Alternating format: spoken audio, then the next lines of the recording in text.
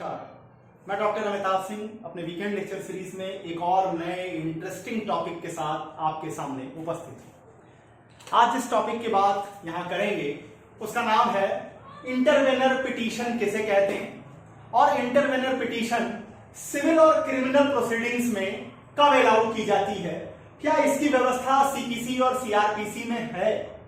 अगर है, सबसे पहले ये जानने का प्रयास करेंगे कि आखिर इंटरवेनर पिटीशन की मतलब क्या है, इंटरवेनर पिटीशन कहते किसे हैं, इसकी ओरिजिन क्या है, इसमें मेरियम वेबस्टर डिक्शनरी की क्या डेफिनेशन दी गई है इंटरवेनर की। इसके बाद सिविल मामलों में सबसे पहले सीपीसी के अंतर्गत देखने की कोशिश करेंगे कि सीपीसी में कब आप इंटरवेनर पिटीशन फाइल कर सकते हैं, इंटरवेनर पिटीशन का स्कोप यूएस और कनाडा में क्या है सिविल मामलों में।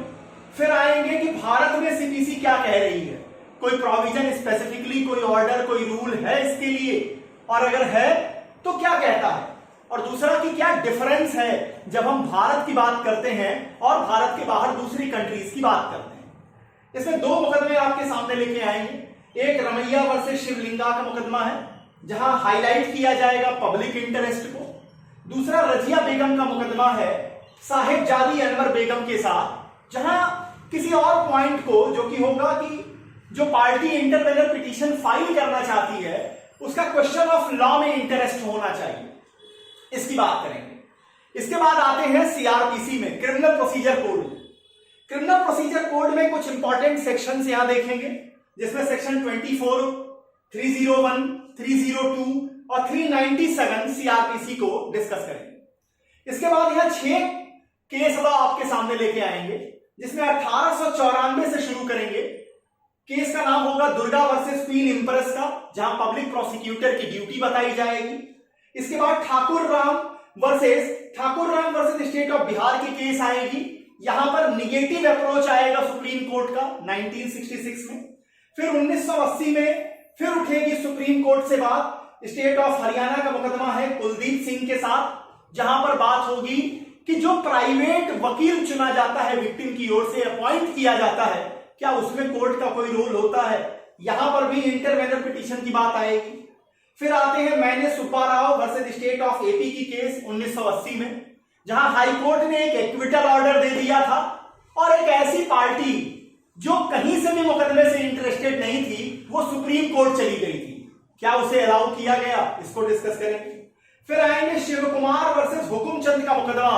एक बार फिर दुर्गा की केस के बाद इस केस में 1999 में, ध्यान दीजिएगा, 1894 में दुर्गा के केस में और 1999 में हुकुमचंद के केस में ड्यूटीज ऑफ पब्लिक प्रोसिक्यूटर को इलॉबरेट तरीके से डिस्कस किया है सुप्रीम कोर्ट। और लास्ट में 2001 सुप्रीम कोर्ट में देखेंगे एनसीटी दिल्ली का मुकदमा है जेके इंटरनेशनल के साथ, जहां पर इंटरवेनर पिटीशन को अलाउ करने की क्या कंडीशंस बताई गई, इसको बात करेंगे। शुरू करते हैं कि आखिर इंटरवेनर पिटीशन कहते किसे हैं और इसका स्कोप क्या है सिविल और क्रिमिनल मामलों में। देखिए, सामान्य नियम सिविल और क्रिमिनल लॉ का ये माना जाता है कि जब तक आप किसी मामले के पक्षकार नहीं हैं, सिविल मामलों में जब तक आप प्लांटिफ या डिफेंडेंट नहीं है, को प्लांटिफ या को डिफेंडेंट नहीं है, या और आसान शब्दों में जब तक आप नेसेसरी पार्टी या प्रॉपर पार्टी नहीं है, तब तक आप उस मुकदमे में इंटरफियर नहीं कर सकते। उस मामले में कोर्ट आपको हियरिंग का मौका नहीं देगी। दे सकती है अगर आप विटनेस के रूप में आते हैं, वो भी एक तरीके से आप जुड़े हैं। लेकिन अगर आप कहीं से भी इंटरेस्टेड नहीं हैं, अगर आप कहीं से भी पार्टीज के साथ कंज्वाइन नहीं कर रहे हैं, तो सामान्यतः आपको सुनवाई का मौका नहीं दिया जाएगा, आप इंटरवेंशन नहीं कर सकते, हस्तक्षेप नहीं कर सकते। यही मामला, यही चीज मानी जाती है क्रिमिनल मैटर में भी। लेकिन इस सामान्य नियम का अपवाद है। इस सामान्य नियम के अपवाद के रूप में हम जानते हैं इंटरवेनर पिटीशंस। इंटरवेनर पिटीशंस का आजकल बहुत प्रचलन है। सिविल मामलों में भी ये काफी तेजी से आगे बढ़ रही हैं। क्रिमिनल मामलों में तो एक हिस्ट्री ही हमने आपके सामने रखी है, साथ ही कॉन्स्टिट्यूशनल मैटर्स में भी अब इंटरवेंशन पिटीशंस या इंटरवेनर पिटीशंस का की बाढ़ सी आई हुई है। तो आखिर इंटरवेनर पिटीशन या इंटरवेनर पिटीशंस कहते क्या है, इसकी ओरिजिन क्या है, सारी चीजों को समझिए। सबसे पहले इसकी जो ओरिजिन होती है ये एक लैटिन वर्ड से निकल के आता है जिसको लैटिन में कहते हैं इंटरवेंशनिम, INTERVENTIONEM लगा दीजिए, उसके बाद इंटरवेंशन के साथ EM जोड़िए, इंटरवेंशनिम। इसका मतलब क्या है? इंटरप्ट और टू कम इन बिटवीन, किसी मामले में इंटरप्ट करना या इन बिटवीन आ जाना, उसके बीच में आ जाने को हम कहते हैं इंटरवेनर। अब आइए, इसमें डिक्शनरी का क्या कहना है? मेरियम वेबस्टर डिक्शनरी क्या कहती है? द एक्ट और procedure by which a third party to a pending proceeding between others in order to protect his or her own interest in the subject matter of the suit। अब dictionary का कहना है कि कोई मामला जो दूसरे पक्षकारों के बीच में चल रहा है, अब उस मामले में अगर आपका इंटरेस्ट अफेक्टेड हो रहा है, आपका इंटरेस्ट कहीं उस मामले का जो सब्जेक्ट मैटर है, जो इंटरेस्ट वहां डिफाइन किया जाना है, उसमें आप भी कहीं से इंटरेस्टेड हो रहे हैं, तो भले आप पार्टी नहीं है, आप क्या कीजिए, आप इंटरवेंशन कर सकते हैं। आप ये वहां पर इंटरवेनर पिटीशन के रूप में आप इंटरवीन कर सकते हैं। इस बात की परमिशन दे रही है मेरियम वेबस्टर डिक्शनरी, ये डिफिनेशन दे रही है। अब सबसे पहले आ जाते हैं सिविल के मामलों में। सिविल के मामलों में जब आप भारत को देखते हैं और जब हम भारत के बाहर देखते हैं, भारत में जब आप देखते हैं तो सीपीसी में ऑर्डर 1 रूल 1 और 3 ये डिस्कस करता है कि वो कौन से लोग होंगे जो प्लांटिफ के रूप में जोड़े जाएंगे और वो कौन से लोग होंगे जो डिफेंडेंट के रूप में जोड़े जाएंगे। ऑर्डर 2 में जब आप आएंगे तो वहां डिस्कस होगा कि कौन कौन से कॉज ऑफ एक्शन जोड़े जाएंगे। यहां सामान्य नियम ये समझिए कि आपको पार्टी के रूप में तभी जोड़ा जाएगा जब आप नेसेसरी या प्रॉपर पार्टी की परिभाषा में आएंगे। अब प्रश्न उठेगा कि नेसेसरी और प्रॉपर पार्टी किसे कहते हैं? तो नेसेसरी और प्रॉपर पार्टी को मैं यहां डिस्कस नहीं कर रहा हूं, इसके लिए आप मेरी सीपीसी लेक्चर सीरीज में चले जाइए, वहां पार्टीज टू द सूट में इसको विस्तार से कई एग्जांपल्स से समझाने की प्रयास किया है कि नेसेसरी और प्रॉपर पार्टी किसे कहते हैं, इसे आप वहां से देख लीजिए। अब जरा आ जाइए कि भारत में क्या है कि नेसेसरी और प्रॉपर पार्टी जब तक आप नहीं बनते हैं तब तक आपको पार्टी के रूप में हम जोड़ नहीं सकते हैं। अब जरा इंटरवेनर पिटीशन का हम यूएस और कनाडा का मॉडल देखते हैं। भारत के बाहर मतलब यूएस में, कनाडा में क्या है? कनाडा और यूएस का यह मानना है कि वहां पर इंटरवेनर पिटीशन का स्कोप भारत से ज्यादा बड़ा है। वहां पर एक ऐसा व्यक्ति जो कि मामले की कहीं से भी पार्टी नहीं है, ना वो नेसेसरी पार्टी है ना वो प्रॉपर पार्टी है, वहां कोर्ट्स जो है इंटरवेनर पिटीशंस को एक्सेप्ट करते हुए उसको सुनवाई का भी अधिकार देती हैं, उसको हियरिंग का भी मौका देती हैं, साथ ही उसे पार्टी के रूप में भी जुड़ जाने का मौका देती हैं। जब हम किसी पार्टी को केस के पक्षकार के रूप में, केस की पार्टी के रूप में जोड़ते हैं, इस प्रोसेस को हम इंप्लीडमेंट कहते हैं। ध्यान दीजिएगा, कुछ वर्ड्स हैं जो कि एक लॉ स्टूडेंट को और प्रैक्टिशनर हो, चाहे आप इस फील्ड में आ रहे हैं या सामान्य जनता भी है, उसे आप समझे रहेंगे तो कोई भी आपका नाजायज फायदा नहीं उठाएगा। किसी भी ऐसे व्यक्ति को जब आप पक्षकारों के साथ जोड़ने की क्रिया को हम इंप्लीडमेंट कहते हैं। तो जब हम यूएस और कनाडा को देखते हैं तो वहां पर इंटरवेनर का मतलब है कि कोर्ट आपको चांस ऑफ हियरिंग भी प्रोवाइड करेगी, आपकी बात भी सुनेगी, आप जो कहना चाहते हैं उसको रिसीव भी करेगी, उस पर आगे एक्शन भी लेगी। दूसरा, वहीं वो आपको एज ए पार्टी भी ऐड कर सकती है। अगर कोर्ट को समाधान हो जाता है तो वो एज ए पार्टी भी यूएस और कनाडा में आपको इंटरवेनर पिटीशन आप लेके गए हैं, आपको ऐड कर देगी। भारत में क्या है? भारत में जब हम सीपीसी में आते हैं तो यहां पर एक ऑर्डर और एक रूल है, ऑर्डर 1 रूल 8A। ध्यान दीजिएगा, ऑर्डर 1 रूल 8A, इस पर यह इंपॉर्टेंट है। Order 1 rule 8A intervener petitions को अलाउ करता है सिविल मामलों में। यह क्या कहता है? यहां जो भारत में आप इंटरवेनर पिटीशन दे सकते हैं, यहां जो अलाउंस है, यहां जो आपको अनुमति मिली हुई है, वो चांस ऑफ हियरिंग की है, आपको सुनवाई का अधिकार है। लेकिन ऑर्डर 1 रूल 8A आपको इंप्लीडमेंट का राइट नहीं देता। कोर्ट आपको, जब तक आप नेसेसरी और प्रॉपर पार्टी नहीं होंगे, तब तक आपको उस मामले में पक्षकार के रूप में ऐड नहीं कर सकती है। ध्यान दीजिएगा, यूएस और कनाडा में इंप्लीडमेंट भी किया जा सकता है और साथ ही इंटरवेंशन का तो राइट आपको मिलेगा।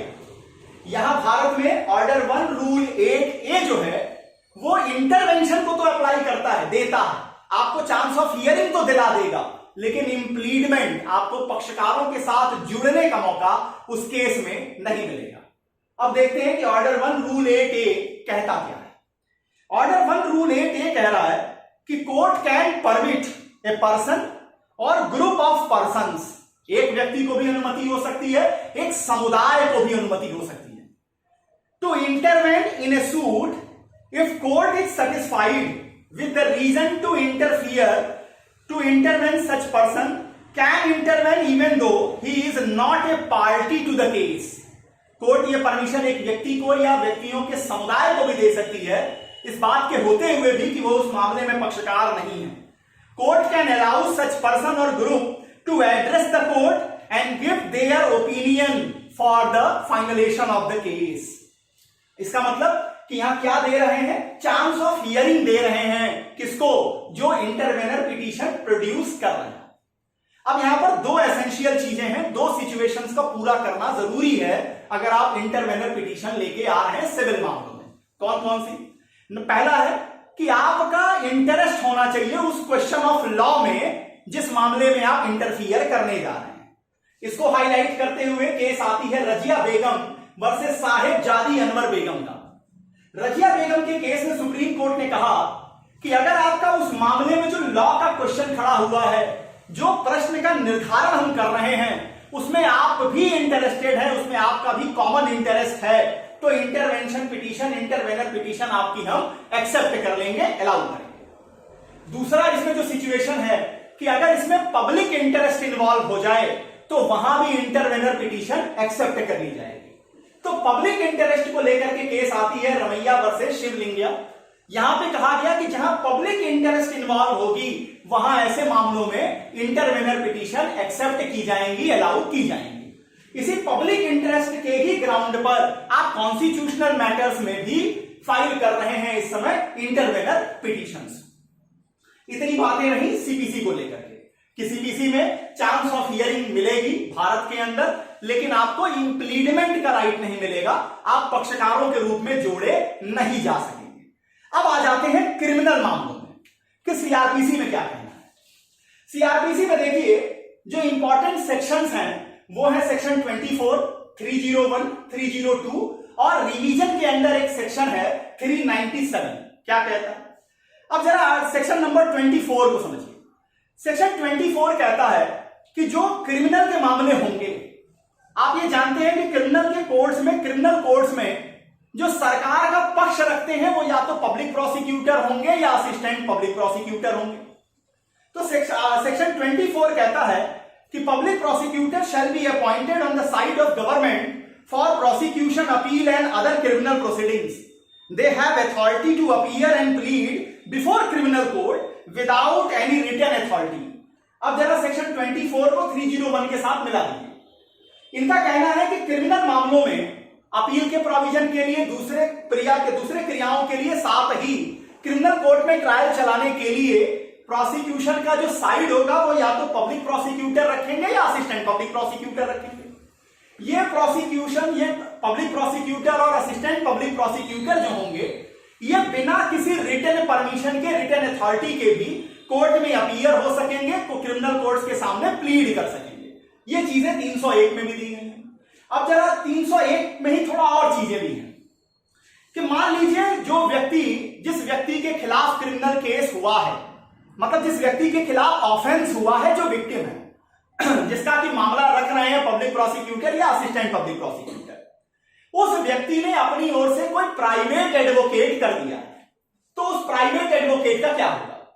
वो प्राइवेट एडवोकेट, सच एडवोकेट असिस्ट पब्लिक प्रोसिक्यूटर और द असिस्टेंट पब्लिक प्रोसिक्यूटर। वो किस रूप में काम करेगा? वो पीपी या एपीपी के असिस्टेंट के रूप में काम करेगा, वो उनको असिस्ट करेगा। इसका मतलब कि वो डायरेक्टली वो कोर्ट को प्लीड नहीं कर रहा है, वो कोर्ट को प्लीड कर सकता है कब?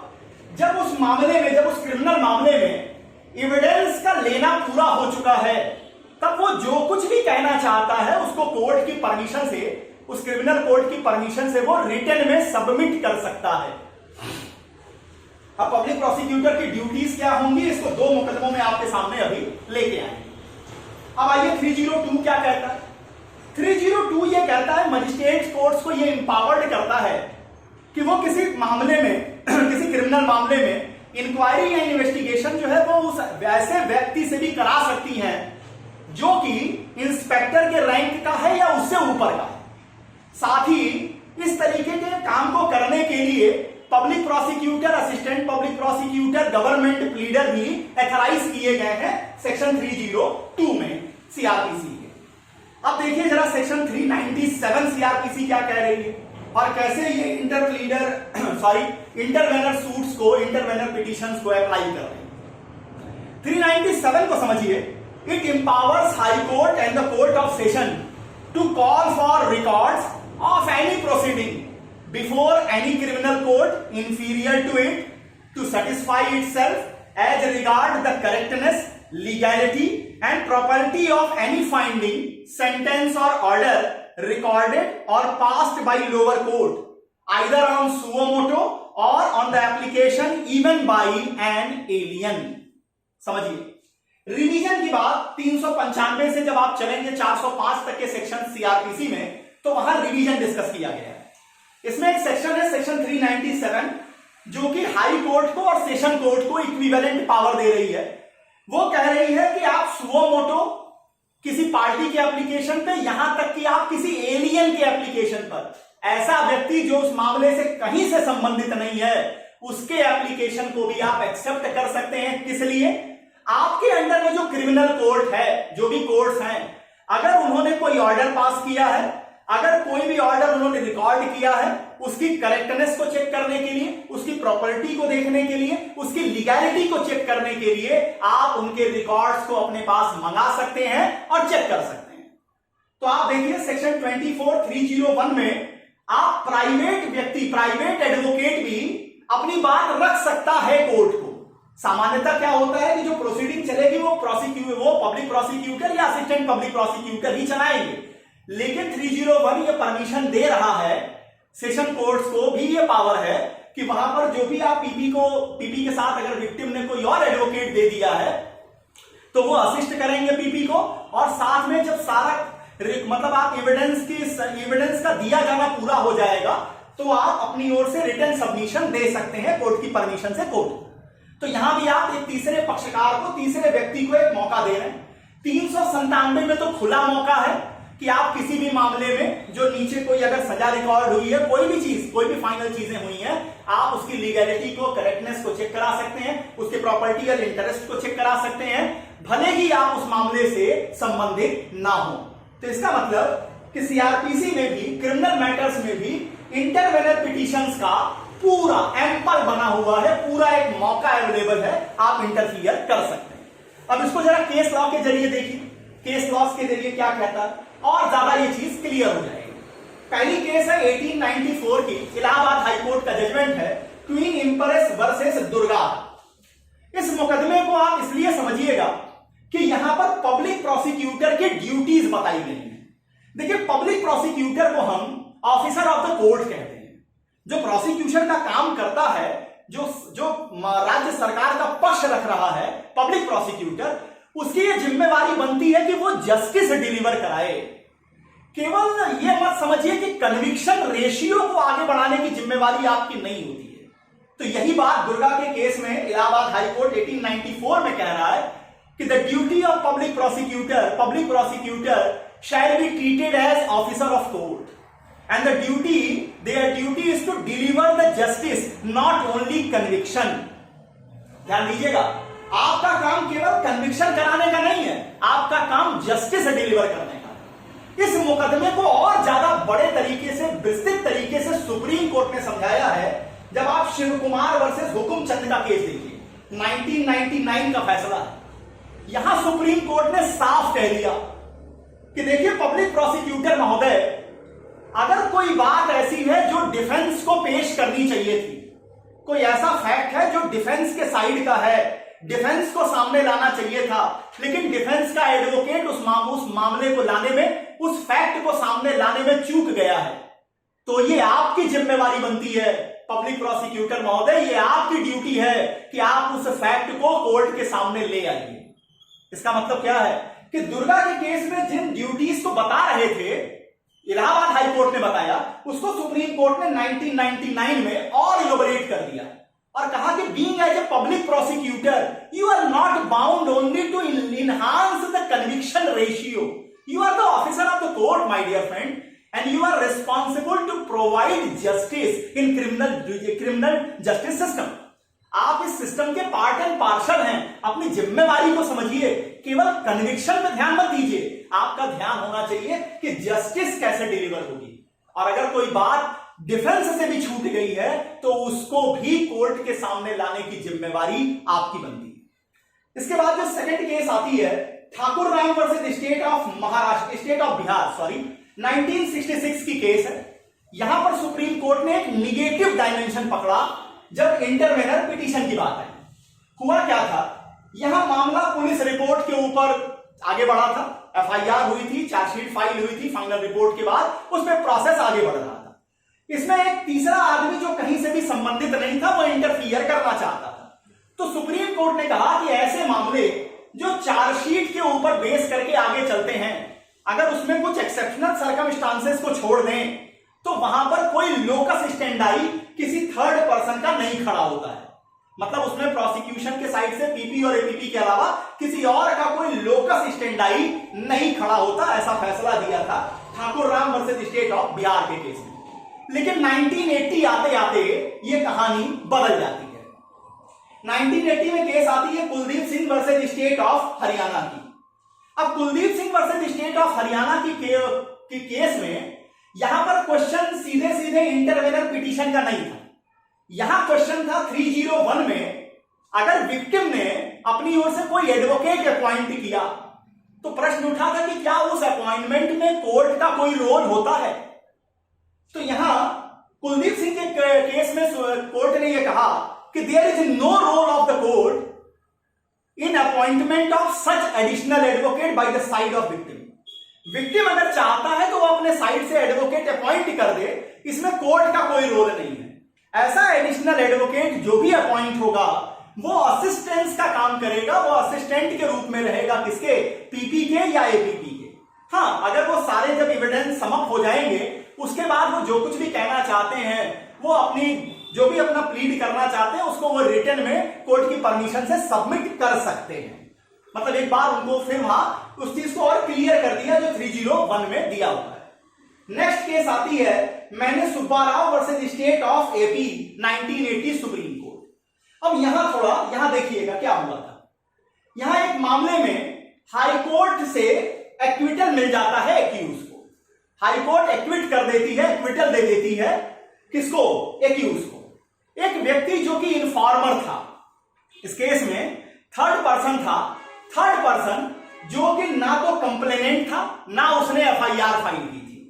ध्यान दीजिएगा, ना ही वो कंप्लेनेंट था ना ही उसने वो इंफॉर्मेंट के रूप में एफआईआर या किसी भी तरीके से वो इन्वॉल्व नहीं था, लेकिन उसकी इंटरवेनर पिटीशन को सुप्रीम कोर्ट ने अलाउ कर दिया।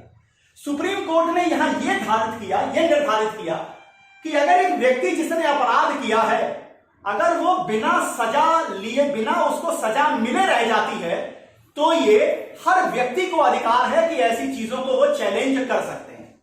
तो यहां पर जिस 1966 में वो रोक रहे थे चार्जशीट के ऊपर अगर आगे बढ़ी है तो आप इंटरफियर लोकस स्टैंडाई नहीं है, उस कहानी को बदल दिया सुप्रीम कोर्ट ने 1980 में मैंने Subbarao versus state of AP के केस में। इसके बाद जो नेक्स्ट केस आती है जेके इंटरनेशनल वर्सेस एनसीटी दिल्ली की 2001 की।